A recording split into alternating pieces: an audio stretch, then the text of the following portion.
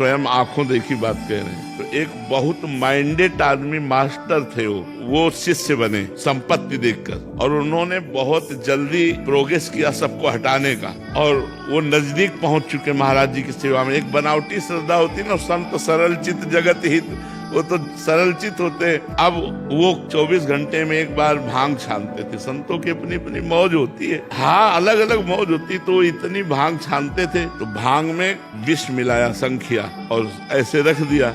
उन्होंने ऐसे उठाया, सिद्ध संत थे ऐसे, और कहा जगदीश्वरानंद को बुलाया जाए। तो और शिष्य सब थे, जगदीश्वरानंद को बुलाया, तुरंत सबको बाहर किया, कहा बच्चा ये हमारे लिए। कांप गए।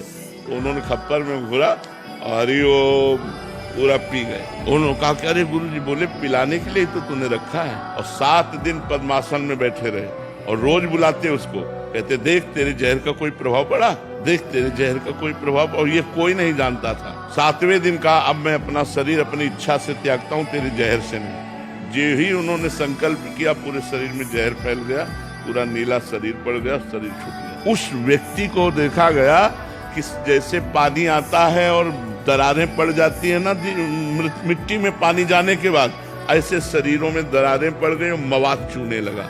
और वो चीख चीख के कहता, गुरु को जहर देने के कारण मेरी दुर्दशा हो रही, कोई बचा लो। चिल्लाता रहता रात दिन, पलकें ऐसे फैल गई, मवाद निकले।